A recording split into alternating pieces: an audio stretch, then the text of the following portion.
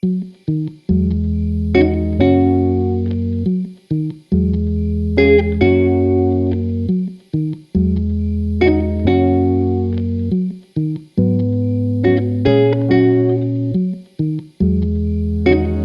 ça fait un petit moment. On n'a pas eu le temps de diffuser les 2 derniers épisodes de notre voyage. On était pas mal pris individuellement, mais on va dire que c'était juste un petit contretemps. Donc voici l'avant-dernier épisode. Après avoir rencontré une responsable du conservatoire Sainte-Cécile, qui nous avait prévu un rendez-vous avec un violoniste pour le lendemain, nous étions avec Francesca, une Romaine dont nous avions eu le contact un peu plus tôt. Francesca nous fait visiter son quartier, là où elle a grandi. Il y a son école juste à côté, elle nous emmène voir un panorama. Trastevere. Oui. C'est là où il y a beaucoup de jeunes, c'est ça, non? Oui, oui. Parce qu'on y allait, je crois. Oui. Et là-bas, ce qu'on voit, c'est le Vatican. Oui. Avec la voiture, je ne peux pas aller partout.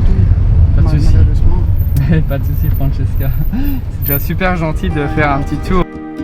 Visiter une ville à travers ses habitants est fascinant, car au-delà des monuments touristiques, de nombreux lieux anodins en soulignent une histoire, un vécu.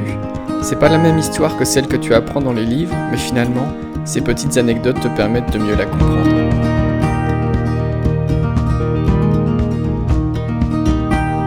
Francesca nous a emmenés ensuite dans sa maison de campagne à l'extérieur de Rome, là où nous attendait son mari Yves, un monsieur très sympathique qui avait travaillé pour les Nations Unies et qui en plus de tout ça avait un trésor caché au fond de son grenier. J'étais chef du bureau national au Lesotho. Et les Nations Unies, c'est une administration au niveau mondial.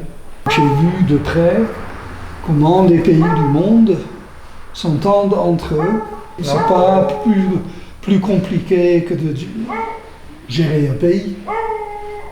Lors du repas que Francesca nous avait préparé, Yves nous a raconté son parcours, touchant et atypique. Je suis arrivé là où je suis parce que j'ai complètement échoué dans la musique.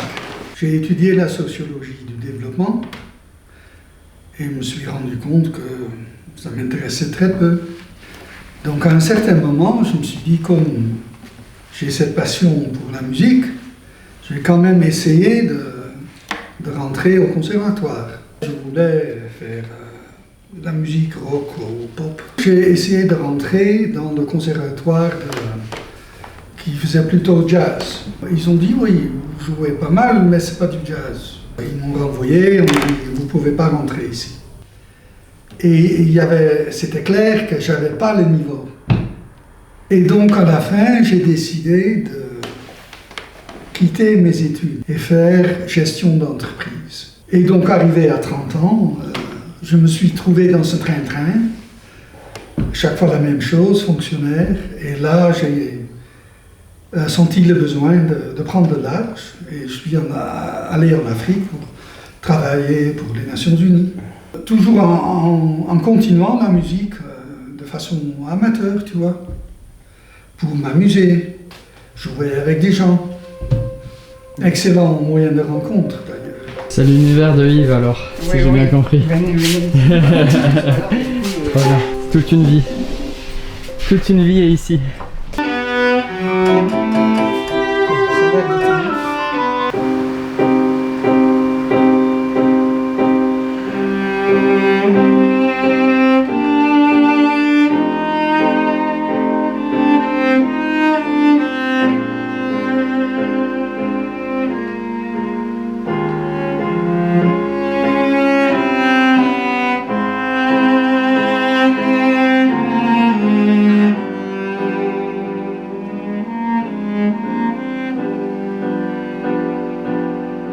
Après un rêve fait partie d'un ensemble de 3 pièces, opus 7 dont elle est la première. Le poème est adapté à partir d'un texte italien anonyme. Il raconte sous forme d'un songe l'envol imaginaire de 2 amants épris l'un de l'autre. Mais la dernière strophe ramène inexorablement le rêveur à cette triste réalité. Cette pièce, éminemment romantique, témoigne du style de jeunesse de Fauré, loin des abstractions harmoniques de sa période de maturité. L'enregistrement complet de cette pièce est en ligne sur notre chaîne YouTube, le lien est en description.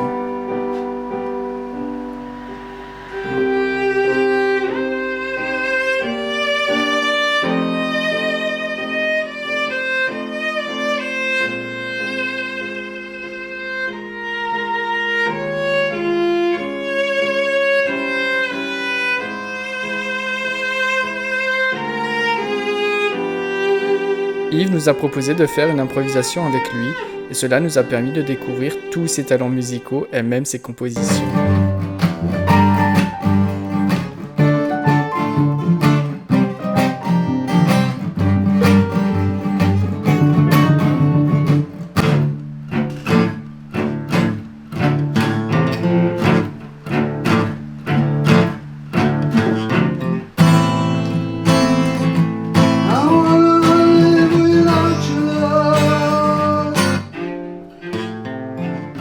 Mais j'ai pas encore enregistré les guitares, c'est juste les... Tu vois?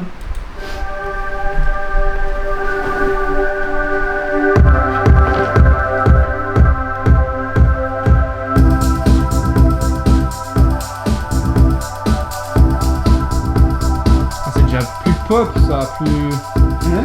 C'est plus pop ou rock, non? C'est beaucoup plus pop. Ouais, plus pop, C'est l'influence de mes enfants qui aiment beaucoup tout ce qui est house Et ça, du coup, trance et vous en inspirez. et j'ai repris un peu de ces choses-là. Incroyable. C'est une sauce années 80 avec ce son.